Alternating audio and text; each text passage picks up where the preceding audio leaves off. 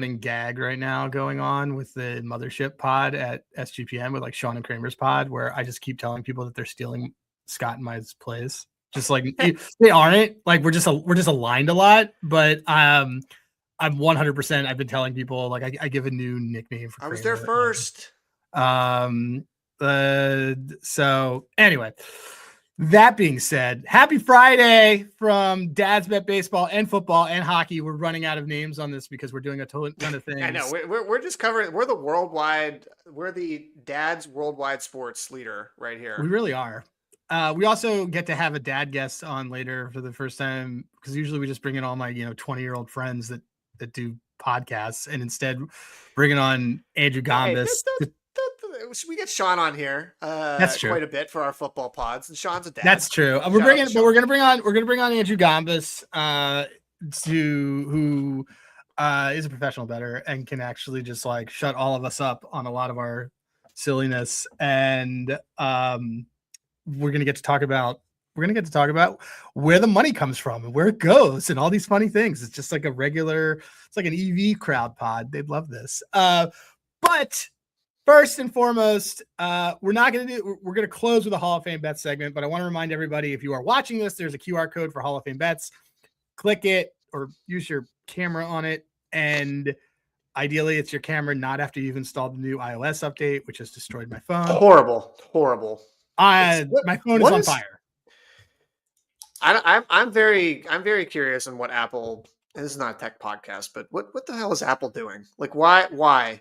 What is the liquid glass? What is that adding to my life that I didn't have before? Why did you move where I text? This changes everything. How am I supposed to send my wife nudes? How am I supposed to do that?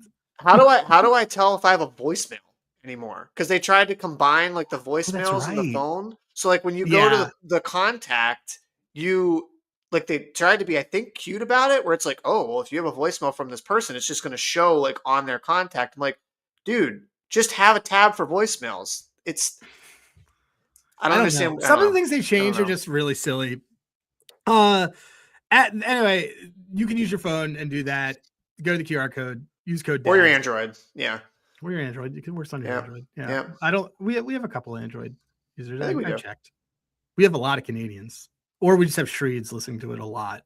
I think Shreeds is both Canadian and Android user. He 100%. I talked to him on WhatsApp because I told him, I'm not going to text you on this thing. Definitely Android user. Yeah. He and I moved our conversations off Discord into a WhatsApp, and it's mostly hockey talk, and then just like the greatest like dad shit talking, and then mostly him saying to me like such and such on the site is broken. I'm like, dude, talk. Oh yeah. I was literally just about to say, I feel like 90% of the mobile updates are because of Shreeds. I'm the customer partner, not the customer service. Man, all right. So look, all right. First things first. Do you want to talk about the Mets? I don't want to talk about the Mets. Well, what is this? Is this a victory lap for me, or is this It's absolutely a victory. It's absolutely a victory lap for you. Okay. I mean, I really thought there's a couple of ways we could look at this. Like when they traded for Taylor Ward. For those listening and those who have no idea who crawled out of a rock, what are we talking about? Tell them that. Well, Pete Alonso has signed a 5-year, $155 million deal with the Baltimore Orioles. Okay. By the way, Pete's the one who texted me, and Pete texted me and said, "Holy shit, I can't believe you got this." And that's why I was like, what's hilarious too is from that draft, that's the only one I think that we've gotten like dead right. Like from every one of the picks. And Schwarber, I think Schwarber. We had Schwarber, that one too. We got Schwarber. Those two. But every other one we've gotten, I think, wrong so far. Yeah, man. I mean, I was just about to say, like, when they traded for Taylor Ward, I thought, okay, there's your righty slugger, there's your veteran. Didn't really make a ton of sense, but sure, we'll add that. Thought that the Pete noise was completely dead at that point.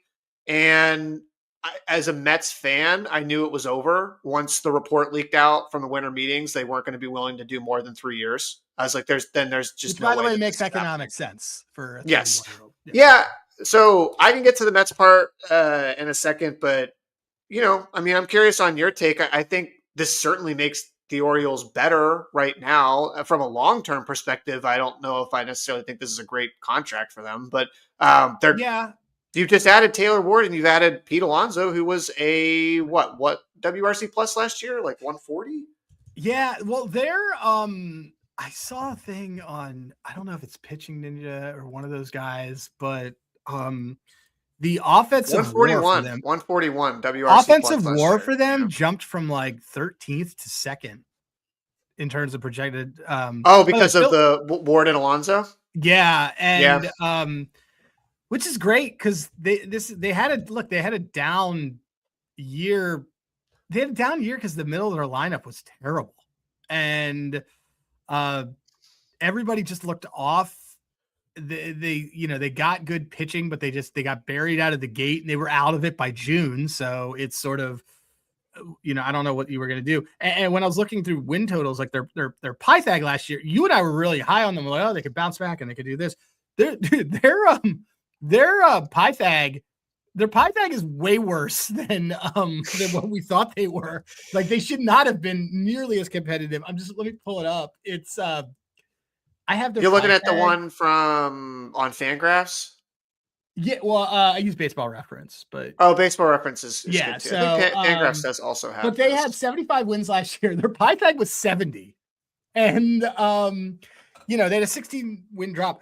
I don't need to completely victory lap it again, and with all the same notes. I've already shared that video multiple times. But yeah, they moved in those left field bleachers originally to increase home runs for right-handed pull hitters. That's what they envisioned with Tyler O'Neill. I don't know why they acquired arguably a better version of Tyler O'Neill and Taylor Ward. Pretty much the same skill set. Probably a little bit more Ks and not as great. Well, actually, the lefty splits are fine. And then I think Pete's great. My question, what are you doing? You bat I saw a projected lineup that has Basello batting 9th. And I guess you just gave him a $67 million extension after 30. There has to be just like with the Mets. There has to be another move here. What? It doesn't make sense to me when you've got a guy like Basello and Adley both there.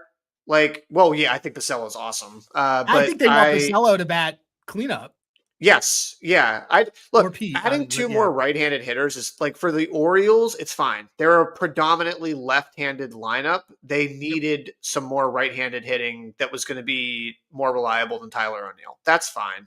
But I don't know what you do now because the other option had been you could move Adley to first base and you could have Basello play catcher, but that's not happening now. You just gave Pete. I know Pete had kind of volunteered, hey, maybe I'll play DH, but I don't see that happening on this team, at least to start. So I think he's likely your starting first baseman, and then Basello is your. I think it makes the most sense for Basello to just be as your catcher. I do agree with Josh, who just put in here that they need pitching. Yeah, they still haven't addressed the biggest need for this team. So. Yeah, I think Adley has to get moved, and then hopefully they get another arm as part of that. But now, you're out of the Suarez sweepstakes, I would imagine at this point. So using Steamer, it's Thomas Nastico at TJ Stats who posted this, but the projected offensive WAR for them, the Orioles, is 25. It's right behind the Dodgers and the Yankees, number 3, according to Steamer, which has been considered pretty accurate. Mets are right there, 24-9. Phillies 20th. Pirates. That was pretty interesting. Mets win total, by the way. They only dropped from 87.5 to 86.5 with the I still like the over. Someone was saying to me, so one more thing on the Orioles, and we can pivot it to if the Mets are in trouble, because I don't think they're in trouble. The follow-up move I think makes sense is Adley for Pivetta. I think makes a lot of sense. Well, Pavetta's already been the classic AJ Preller. Hey, I've got a pitcher available. I did our guide. So sneak preview for the people that like to follow CJ and my futures. But when I did my guys who second half of the season, 30 innings pitched, Ks or whatever, Pivetta popped a lot. Pivetta was very, very good. Pivetta had a great first month of the year. And then he had a great end of the season. Yeah, and he had a great end of the season. So I think that deal makes sense because the Padres need a catcher. Padres don't want to have to pay a catcher. They've been paying, like they've been subbing in guys.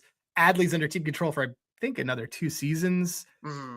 That deal makes tons of sense for both sides, in my opinion, because I think the Pivetta deal is only a 3-year deal, 4-year deal. Yeah, I mean, you would add another righty. It would give you Bradish, Rogers, and Pivetta. That's a good starting 3. That's a solid rotation. That's a solid rotation. But to the Mets side of this, I'm not worried about the Mets in that same way that everybody is. I think you kind of nailed it when you said they're building around a 26-year-old Soto who they're going to have for the rest of his career. Yeah, I think that's important. That's what the larger Lindor is still like a 20 WAR player, you know? Yeah. Well, I think Lindor is 32, but even that, like, again, Soto is 26 and is already like his projection is going to be one of the greatest hitters ever. So, to me, like, I think the Stearns Cohen plan sort of is crystallizing a little bit more in that, they were extremely aggressive to go get Soto last year. They ended up getting him, and they had such a good run in 24. It was like, well, we got to bring the band back together because we had this great run, and now we've just added Soto. And this team, they had one of the biggest collapses in, I don't know, the last 15 years in baseball last year with the constructed roster. So Stearns is, I think he gets rid of Nimmo. He doesn't have to re-sign Pete to a long-term deal. And Diaz, that's the one that I could have had quibbles with, because if you go $3 million higher, and it seems to me how that relationship was managed is part of the reason that Diaz left. But we both like Devin Williams, and Devin Williams, from a career perspective, is kind of right in line with Diaz. So it's not like it's that big of a drop off. It's just the perception, I think. And also that people in New York loved Brandon Nimmo, and they loved Pete Alonso, and they loved Edwin Diaz. So these are all 3 players. Big names. They're big names, and they had been with the organization, and they were all key pieces of that 24 team. And so, I mean, John Heyman like freaking threw a tantrum, like whenever all this was happening this week. I'm like, what team am I looking at? This is a team that severely underachieved last year and had some big old veteran contracts that they had to get rid of. I'm fine with it. We'll see. Stearns still does have to make some moves, but ultimately they're trying to build a farm system. They've got some great young pitching prospects, and they've got Soto. And they're, like I said, their win total is 86.5. It's not like the market was like, well, this team's just going to suck now. Like, I think that they're expecting that this is still going to be a very competitive division. Yeah, and they got a lot of really key experience out of a lot of young guys that got in there that are especially on the pitching side, that I think are going to help big time. Also, you're getting Christian Scott back, who I think is phenomenal and has proven to be phenomenal. And you're going to have you have a lot of options. You also have a lot more cash that you've now freed up that you can just do the right piece, because the right pieces around Soto make more sense than overpaying for the wrong pieces. I only remember Diaz blowing leads. It's very different for me than it is for you, but I will also be running to the gate to bet probably Devin Williams. Diaz, the thing, and see, I think this is also why people are like so tied to him emotionally, because Diaz had this incredible thing about, he would walk the first 2 guys, and then he would just strike out. Like they'd have no chance. Like I remember back in not for this one to stick too close to home, but like in the DS series against the Phillies a couple years ago, game 4, he walks Turner. Who did he walk? He walked, I think, Turner and someone else to start the inning. Yeah. And it was like 0 outs, 2 men on, and just completely blew past Schwarber, Bryce, and Castellanos. Like they had no chance against him. So I think that's another thing with the Diaz stuff. It's like there's this sort of like aura where he gets in these jams, and this is just what he does. Like he can just be super dominant to come out of it. So I mean, look, I wish him the best.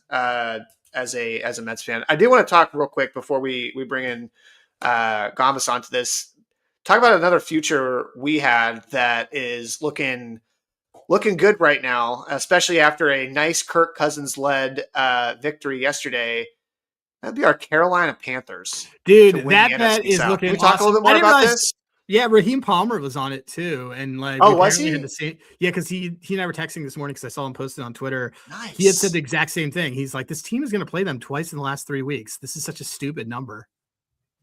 It's awesome. I want to know. I think they lose this weekend, but why? So you're very, very high on the Saints this weekend. Can you explain? I'm not very high on I'm not. It's not that I'm very high on the Saints this weekend. So first of all, there's a lot of terrible spots on the board because you can't back the Saints after they went on the road and beat Tampa, and now they're playing a team that is off a bye in their division and they're a home dog. Like everything should be screaming to you, oh, this is not a Saints spot. This is a Panthers spot. The problem I have is just like watching this Panthers team. They're young. Their quarterback is not good.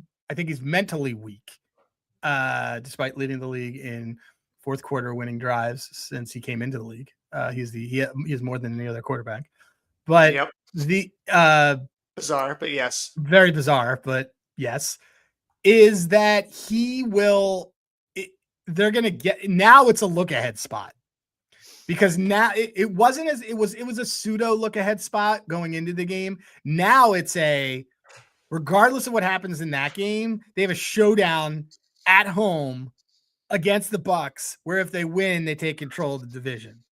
It's a difference between obviously a game and a half and a game because you can make up. I always say to people, you can make up wins. You can't make up losses. This is like a prime look ahead spot for a young team and a young quarterback and a young coach. I get it. Kellen Moore is a young coach too, but now it's a Saints spot to me. But I also think that they're going to go into Tampa in the last game of the season. They're going to win outright. That would be like extremely reminiscent of like what these teams have been all season. Yes. Like you could see the Bucks sort of coming back in the next few weeks. They beat Carolina in Carolina. People are writing Carolina kind of off again, and then the Bucks just have the stinker to end the season, and Carolina wins the division. I mean, I think they're going to sweep. I think they're going to sweep them. I think they're going to win in Carolina, and I think they're going to win in Carolina, and then I think they're going to win in Tampa. Well, selfishly, I hope they just win in New Orleans this weekend because if they win in New Orleans on Sunday, then you literally win one of the two games against Tampa. That's it. It's over. You can lose. So the magic number, because they would have the division. They'd have the division tiebreaker because Tampa has lost to the Saints. They would have lost to the Falcons and they would have lost one to the Panthers. Panthers have beaten the Falcons twice. And if they would beat the Bucks once and the Saints once, you had the divisional tiebreaker. So their magic number is 2. Like if they literally win this game on Sunday, all they have to do is win one of those 2 games against Tampa, and they win the division.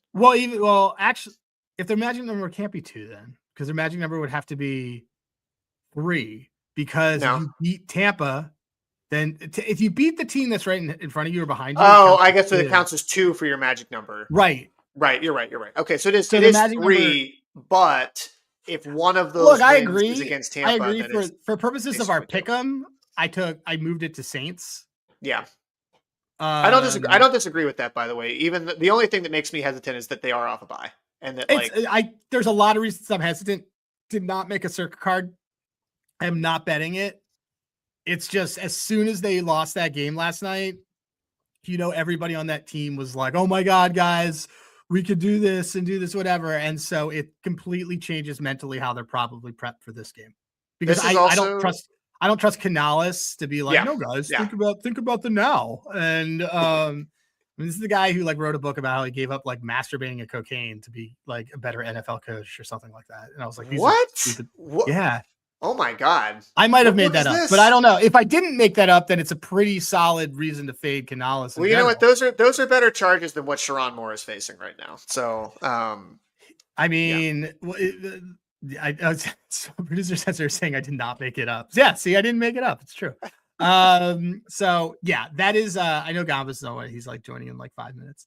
But yeah, well, Sharon Moore, that whole situation is just hilarious because one, they're both adults and idiots. So I don't know how like people are blaming her, but you look at the sheer level of just, insider maneuvering that had been happening over the last few weeks and last few months. Just what a dumb thing to do. Him and Ime Udoka. Oh, I was just saying, Udoka came out of that, and now he's like, oh yeah, he took a year off, and then his team won a championship. The Celtics won the championship. Literally the next year, I think, right? They won the title the next year. Yeah, college football. You know what the thing I've also realized with especially college sports, they love a good scandal. Just love a good scandal. And now you can't do like the paying players behind their back kind of thing. We used to always. I remember growing up like. That used to be like always such a big deal. It's like, oh my God, like Sean Miller paid, what was it, DeAndre Ayton $100,000 to play basketball. How could they? Like, you can't do that now with the NIL. It's like it's accepted corruption, I guess. Didn't Brett Favre use welfare money from the state of Mississippi? Yes. He Children's Hospital. What a schmuck!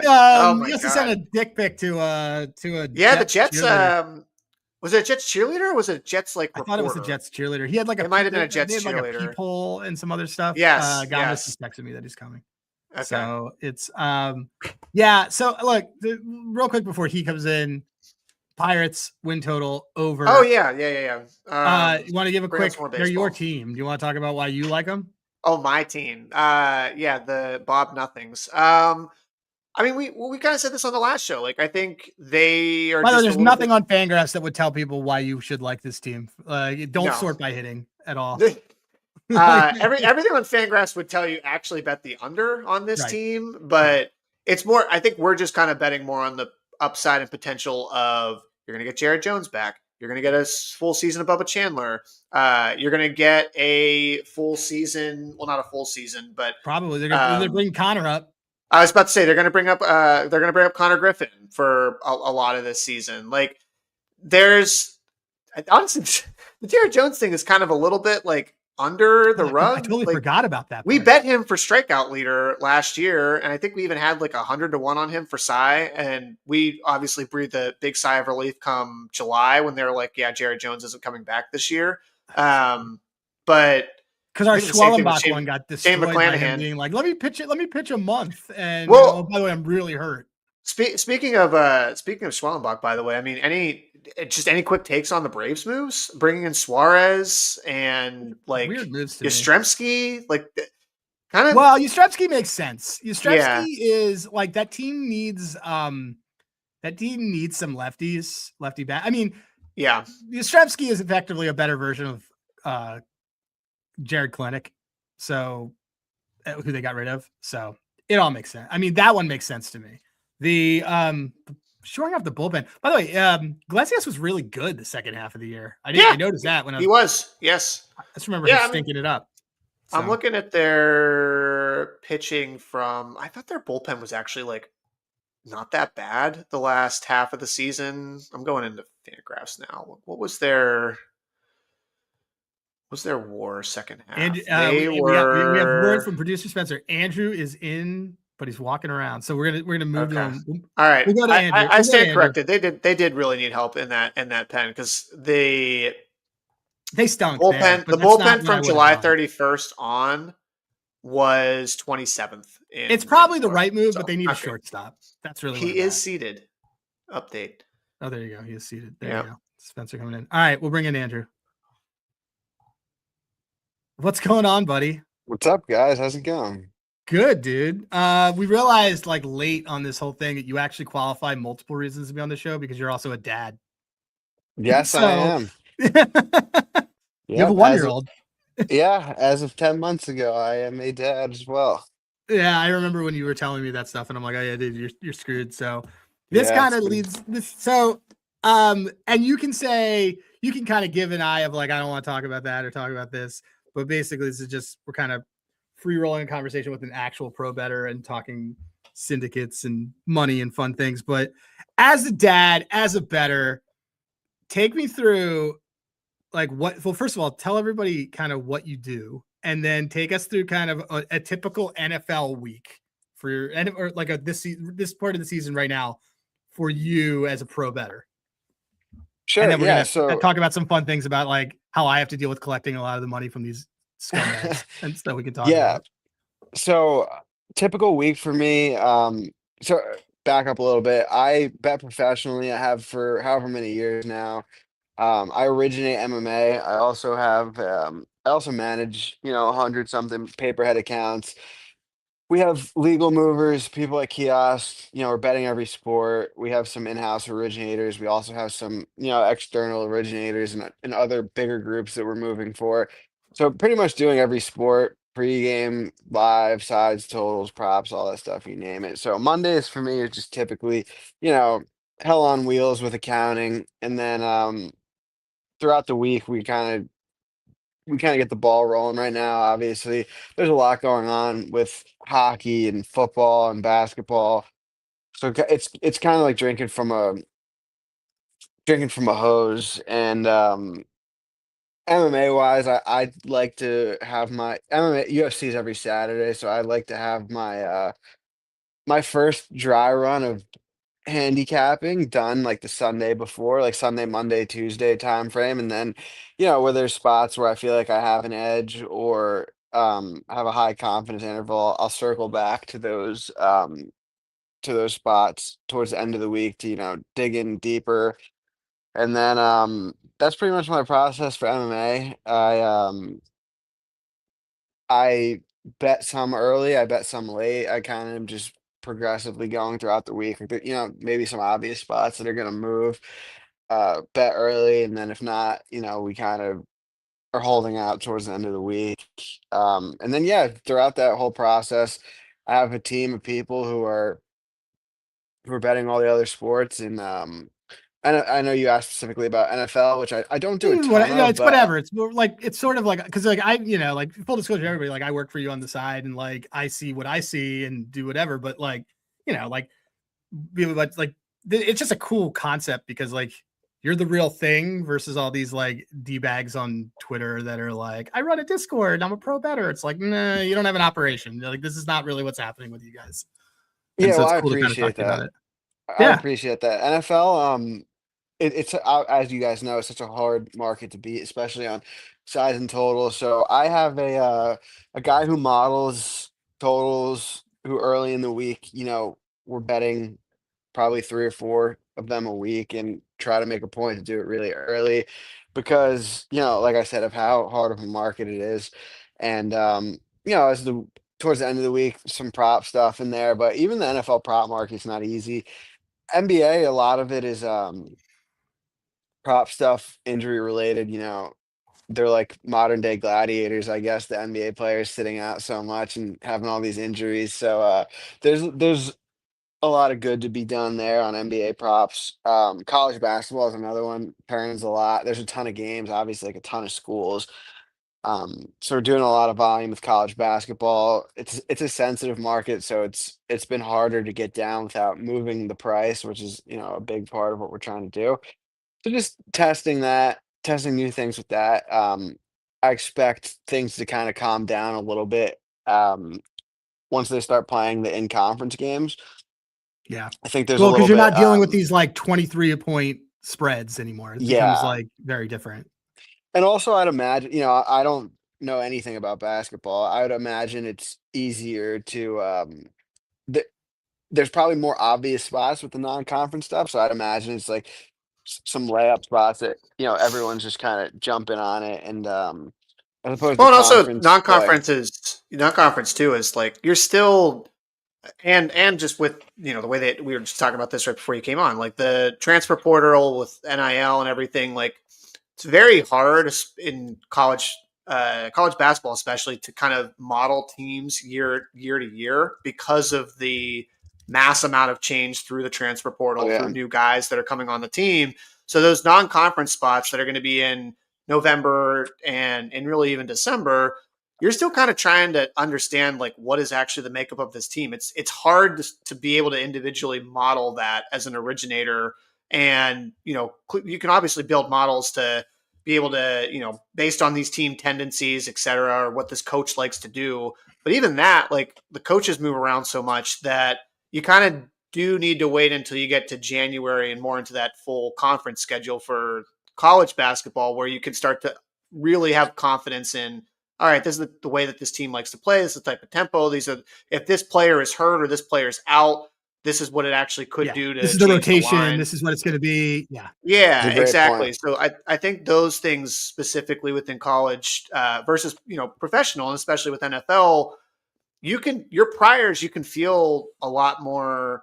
I think a lot more confident coming into the season with priors versus some of the other sports. I'm curious, by the way, you're a new dad, Andrew, and I get this all the time. As I don't do this professionally, I do this, really just on the side. But anytime that I'm on my phone for consecutively more than like 5 or 6 minutes, my wife starts to get pissed because she knows what I'm doing and trying to go place bets. How do you manage that now that you're a dad? Like being able to put away time to actually go and originate.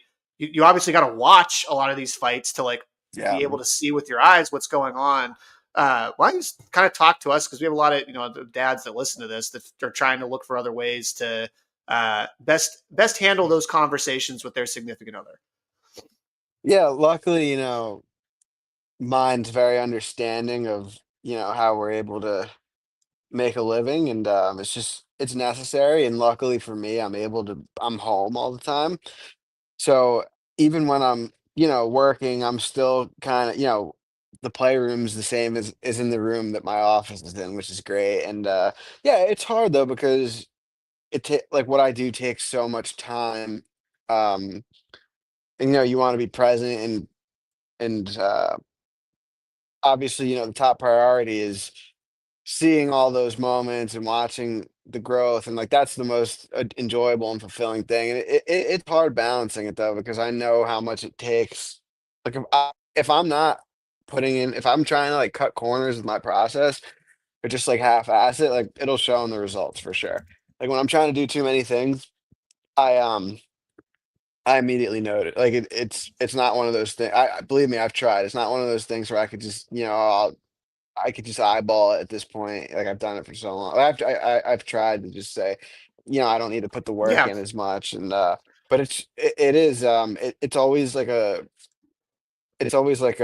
what do they call it? A tug of war. It's always a tug of war. Yeah. And at the end of the day, I personally, like just how I am, I'd rather spend the extra time doing the important stuff. And if you told me like, okay, I'm gonna make a little bit less money or lower my ROI a little bit, like happy to make that trade-off. Yeah, it's all like the work-life balance, type of thing, right? Mm-hmm. Like it's like rather, why am I doing the work? Well, I'm doing it to, be able to power all the other things in my life. And so if I have to add a few more things into the life balance part of that, then it's fine if I have to take a little bit away from the work stuff. You mentioned too that you originate MMA. Takes a lot of time, obviously, to do origination. I know I originate now for baseball. That like we build our website and stuff for that to help with it. But if there's one other sport that you would say, look, man, if I had He's more played time around with it. I taught him how to use our website. Yeah. Oh well, that's which is great. Which, by the way, sir, the right people to be able to hook you up in terms of how to use that.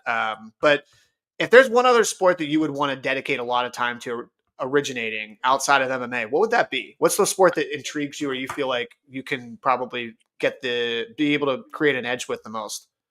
Yeah, it's a really good question. I don't know if there is one. I personally, I'm a huge New York sports fan, so I feel like I'm so in tune with, the Yankees, the Jets, the Rangers, that it's not a sport, but I feel like I'm so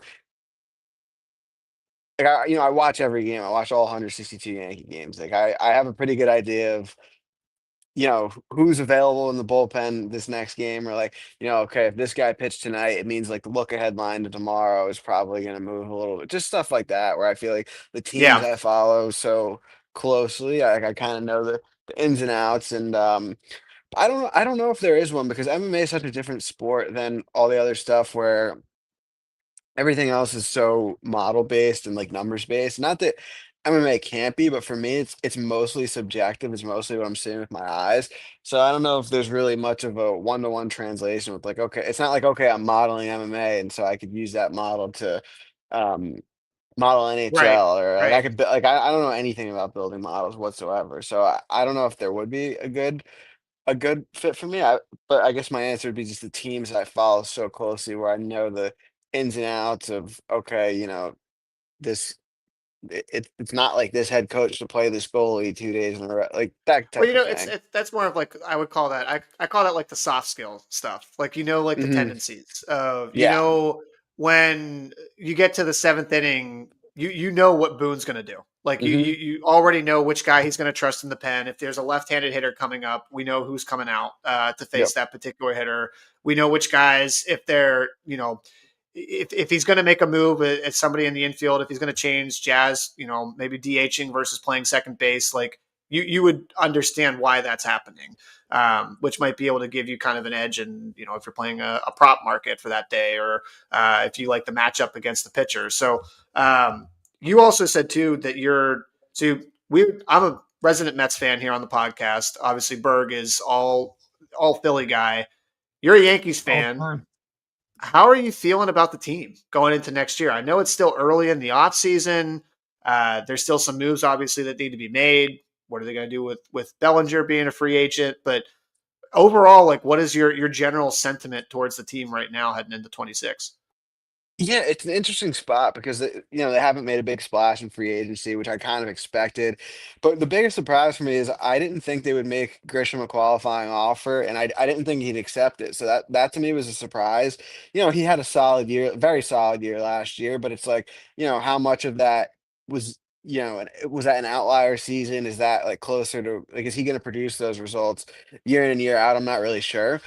And I think that changed that has to change their approach in the Bellinger market too, because say Grisham walks, like, you have the extra money, you clearly need another outfielder. Yeah. Now I don't know if they're gonna be willing to give him like 7 years, for example. I think they'd probably give him 4 or 5.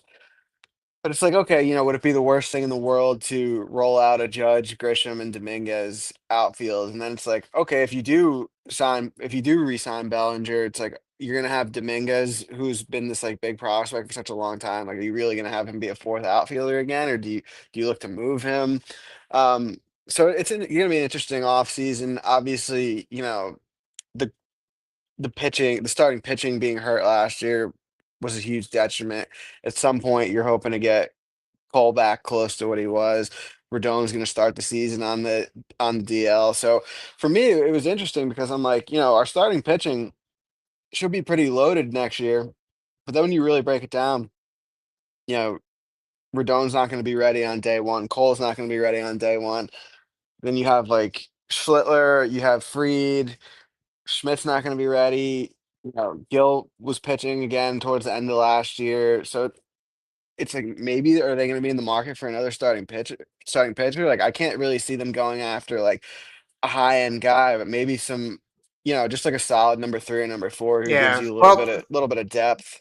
like a Mitch, I mean, look, they were a lot of talks to try and bring in Mitch A Keller Mitch Keller, last yeah. season. Yep. Yeah, That didn't end up coming to fruition. I think Schittler, I can't. Is it Schlittler? Schlittler? Like yeah, it's. yeah. I always just say Schlittler, but Schlittler.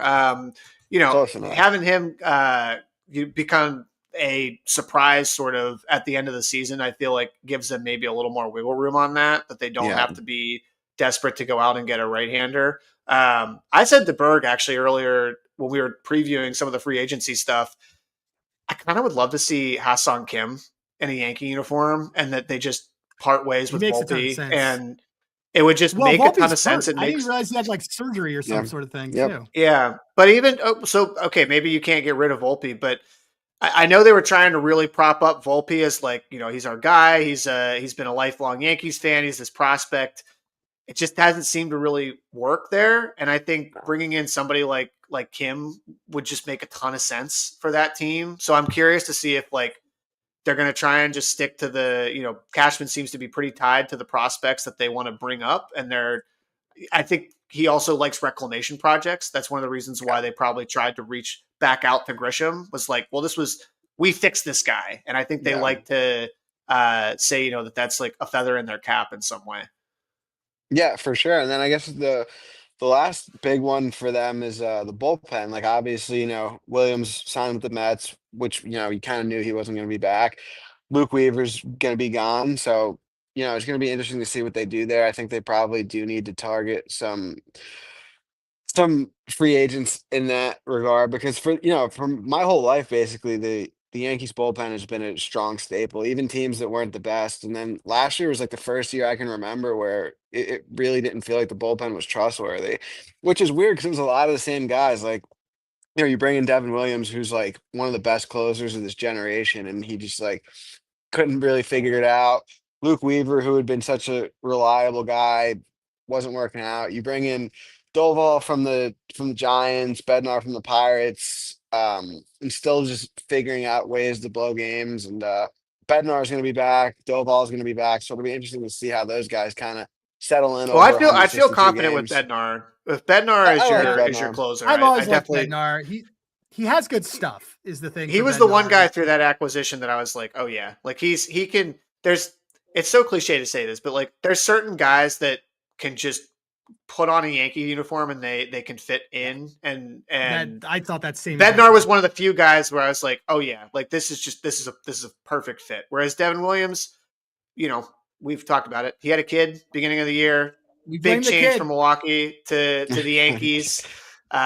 So now that he's been in New York for a year now, I'm hoping that he comes over to Queens and he's back to the old Devin Williams. But I like Devin Williams. If I was a GM of another team, like I wouldn't put too much stock in him having like a little bit down of a season. Like I still think, he still has the capability, in my opinion, to still be like a top 5 closer in the league.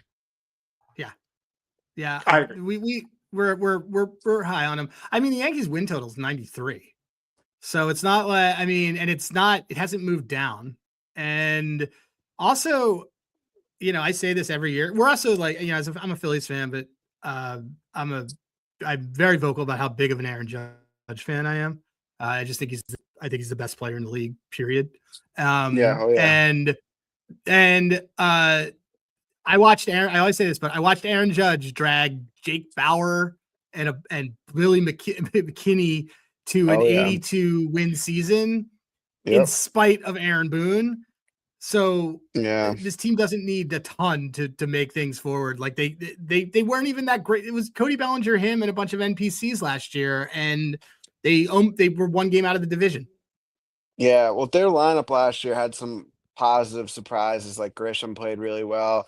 Even like Jazz had a really great season. Ben Rice, big fan. We were big fans of Ben Rice on this show. We're big Ben Rice guys. Yeah, I have I have like a group chat of me and like 12 of my friends from high school that are like all really big Yankee fans. Like my claim to fame in there is that when Rice first came up, I was like, he's going to be really good. Like right when he first came up, like his first couple games in the league, I was like, I really like what I'm seeing. And I mean, if he could duplicate last year's season or even, improve off of that this season, because if you remember, he wasn't even getting regular starts until a certain point last year because, Goldschmidt was hitting lefties so well.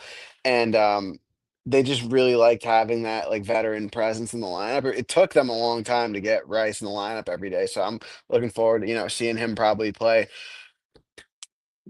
assuming no injuries, 150 games or something like that this year. No, I agree. If you can hit again, that's the biggest thing. As long as if they can, he's the kind of guy who probably worked all offseason on being able to hit lefties. And so which I think is an overrated matchup that people don't like. Most lefties can do it. All right. Sorry. Apologies for internet issues here. I don't know. I'll blame one of my kids' tablets, but, so no, but okay. The last thing I will, the last question that I want to ask is, Andrew, what's your favorite? This is such like an inside baseball question, but what's your favorite PPH skin? And you don't have to say why, but what is your favorite skin to bet on of all the fun ones? I would say probably Ace would be my favorite. Ace or Bet Vegas, probably those two. I'm becoming a very big Yopig fan. Yeah, but for Ace NBA, they're really good. They're really good. But I always like to ask that and just see whatever. I'm very over Buckeye right now. I have some news for you, by the way. Buckeyes are blue. Is that our blue button one? Yeah, Buckeyes are blue. Yep. As soon as I explained to CJ, I'm like, if you press the blue button on here, you get infinitely better odds for props that are different than Prop Builder. CJ was like, "Oh my god, this changed my entire universe." Yeah, it was great. Not all of them have it though. Well, certain people have then cut us off because of WNBA props, and which was just hilarious. That'll do it. That'll do it. But yeah, dude. Andrew, I'm glad you came by and did this. We wanted to do this for a while, and once baseball starts, we're going to talk more Yankee stuff. We're gonna, like, full disclosure, we're gonna do a quick segment, and then we're gonna record you saying an intro to this. So if you stick around in the back room for like 5-10 minutes, you can do whatever. We're gonna bring you back in after the show to do a quick recording of something. But yeah, man, tell everybody where they can find you and how they can get in touch with you, and kind of tell you for MMA or other things like that. Where can people find you? I'm at Bets and Picks MMA on Twitter. That's where I hang out most of the time. I'd love to partner with all of you on any way I can, so feel free to reach out. And thank you both for having me on the show. It was a great conversation, and hopefully we can do it again sometime. Yeah, dude, absolutely. So professional. Thank you. Andy, I know he's so professional, and it was like, it's great. I just remember when he called me a couple of years ago, and he's like, "Could you do this?" And I'm like, "I could definitely do that." And now he's like, now we literally talk all day. It's great. It's just, but yeah, you help pay for like indirectly working for him, help pay for Christmas and better daycare. Like my wife's the same thing. She gets it. She's like, "Look, this has to happen, so this has to happen." Cool, man. Yeah, stick around in the back room. We're gonna do some things. CJ, apologies that I had technical difficulties during this. I will always blame my kids, so I'm gonna do that. Continue to do that. That's not gonna stop now. Show went on without you. We're all good, man. You did great. Cool. All right. So you can see me in is video less choppy now, or is it? It's still a little choppy, but if you want, I can share my screen for do the share. Do the share and do that. And do a quick one, and then we'll do Andrew, and then we'll have Andrew basically do a promo. Yeah, and then we're good. I think it's because my battery is on like the lowest thing because I'm having a battery issue too. Oh, it could be. I mean, look, hey, I'm one to talk because I had Wi-Fi issues when we recorded this podcast for the first 2 months of this thing. So you also had Wi-Fi issues when we had debuted a product with a reporter, which was also not ideal. That's what I'm saying. All right. Well, you made up like 20 minutes of that podcast. I just covered for like 7 minutes of this. You literally disappeared and you're the CEO of our company. It's great. I was like, all right. All right. Let's talk about should we do it? I definitely want to do a parlay for this weekend. And I'm here in the trends section. I mean, we could do one that's like trends based, or we could, I do like having a theme for some of these. So, okay, let's do, can we do like an old guys parlay in honor of Phillip Rivers? Yeah, I'm starting. Okay, so how old do they have to be? I think they've got to be at least 34. Do you want to say 30? Who are? Okay, there's not a filter. The problem is there's not a filter for 34-year-old players. So basically, so Aaron Rodgers. Okay, so it's got to be Rodgers. I can't filter the players. Let me go look. Hold on, I'm going to find this out. So NFL players. 34 is very old. Kelsey, age 34 or higher. Let's see if I can find this. All right, I've got. You ready? Here's your NFL players. Oh, good call. Rodgers, Rivers. Flacco's not going to play this weekend. Rodgers, Rivers, Jimmy Garoppolo is over 34, but Geno Smith. So why don't we make it? Why don't we make it QB? Why don't we make it QBs? Geno. So it's Geno. Geno's 35, so we can play him. he's shit. Pickett starting. That's right. Pickett starting. So it's Rodgers. Who was the other one you said? Rivers, Flacco. I think what you want to here's what Kelsey. I think what you want to do is why don't we do a 3 QB? Why don't we do a 3 QB parlay? Okay. Because I got one. I got the opposite of a 30-year-old in pocket of one, or not in pocket, but one that like I want to give me a sugar. I feel like this is we're making this harder than it needs to be. Okay, Stafford. Okay, we gotta do Stafford. We gotta do Goff. Okay. We gotta do Rodgers. Okay. I was looking at the other quarterbacks who would be. I think that might be Tyrod's not playing, so we can't use him. Oh, Mariota. You can do Mariota this week too. Oh, good call. Okay, cool. I want there you go. So it can be Rodgers, Mariota, Stafford, or Goff. One of okay. those give me a Mariota. Give me a Mariota rushing. Give me Mariota anytime TD. Okay. All right. I like it. Chris Rodriguez is banged up. Giants can't stop the run. What are the odds of that? Let's go. Probably Mariota anytime TD. I'm assuming it's plus 185, plus 200. It is. Oh, they have rushing TDs here. We want anytime TDs. Yeah, oh no. What is it? Plus 295. Oh, we're absolutely betting that. That's a bet. That's all right. So Mariota, and then I kind of want to do a Stafford one. Do it. Longest. Yeah, I was gonna say longest completion is probably where I want to go. Go to 40. It's really high, but you might as well make it 40. Well, it's against Detroit, 40. And it's at home. That is true, and Detroit has no secondary. Yeah, I like. Do one that's even. I mean, a 50-yard would be kind of wild. I would say either. What's his passing TD one too?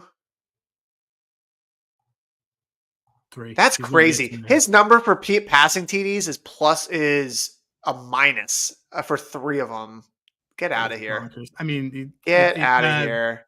I would do the longest. Do the longest is 40. I think we have to do longest, and we'll do. That's fine. I guess it's not as good a number as yours, but you can do. All right, here you go. You can do this on FanDuel. You can get this for plus 520. I like it. And if you have access to the score, you can do this for plus 560. It's a nice one. Yeah, I like this. I like this one a lot. That's a good one. So we got Marcus Mariota anytime TD, and then we got Stafford pass completion at least 40 yards. That's awesome. Yeah, it's like 5 to 1. I like it. Cool. Awesome. I cannot wait to watch Phillip Rivers, by the way. I know I told you yesterday that I still like the Seattle minus 13.5, but this is like the most exciting thing in the NFL like this season is if this guy comes back and does something. Sounds so like I don't want to get on a big thing on it because we all got to stop the thing, but I don't buy that he's playing. Why is he being brought in then? What is he I don't doing? know. But Riley Leonard was a full participant in practice this week. So, I guess I just don't – and he didn't play badly. I don't understand. I don't know. It doesn't make any sense to me. It doesn't make any sense to me why you use draft capital on a guy that you don't plan on doing and you want to bring a guy out of retirement. Like, what's going on here? Our producer, Spencer, is putting in the chat here that he had no zip. Like, that's the thing. Shows. I don't know. You outed yourself, Spencer. He didn't have zip whenever he was a starting quarterback anyways. That was always one of the big things with Phillip Rivers. It just seems very weird that you are in a critical situation with your team and you would do that. It just doesn't make a lot of sense to me. But then I looked through my fantasy roster. I was like, who's available? This is the same same organization. It's the same organization that put Jeff Saturday as their head coach. That's terrible. Like, it's fine. I know it's Carly Ursay there. It's still the Ursay blood. I'm not putting it past them to do this. Rivers literally gave up. He's a finalist for the Hall of Fame. He gave that eligibility up to come back and play. There's he no wasn't way going to the Hall of Fame. But that's not that. Oh, he gave that up. What a tough thing that he did. The tiny violins. He should go to the Hall of Fame for the. I did point this out to you. Phillip Rivers is very noted, big noted MAGA guy. 3 straight Pro Bowls under the first Trump administration. Biden comes to office, he retires. So I'm just saying. Phillip Rivers enjoyed some of the best parts of his career during his president. That's why. Look, Trump's approval ratings. Record lows. Why do you think Brandon Nimmo got traded? That's why Brandon Nimmo got moved. Well done. It's great. It's such a great bit whenever we tie that to stuff. Okay, cool. Sorry for the technical difficulties, guys. This is really good. This has combined a lot of the things. Hockey updates are coming next week. Go to Handygraphs. You got another couple weeks to use HG Hockey under monthly. I think it's monthly. That helps you get monthly. Yeah, I got to remove the annual one from the site, but yes, it's don't. There might be people that want to do it. I don't know, but it's it's your site too. Do what you want to do. You're actually I only own 40% of the company, so what do I know? So by the way, someone signed up to pay the other day. Oh, did they? Great. Yeah, I was like, all right. Surprised. It's a great product. No, it's super solid. Okay. Big thanks to Gombas for coming by. Spencer, who's our always awesome producer at Spencer_Ray. I'm really upset that Western Michigan destroyed our Miami, Ohio futures that we had last week, or that I had. But it was nice to be able to take that off the ledger that you and I are now completely even. And use Hall of Fame bets, code DADS. And we will be back. We'll have, I think, one show next week. I think we're going to have one show each of the weeks, the rest of December. And then we're going to start getting into baseball, and we'll be done with football, guys. And we'll just be talking. Oh, actually, we're going to have a hockey show next week because McInnes is going to come by. And because apparently he's been hawking handigraphs to everybody. And people in his chat are like, yeah, this site's bonkers. And, we agree. That's why I've been hitting no gift all the time. All right. With all that being said, CJ, what's the final word? Adam was right.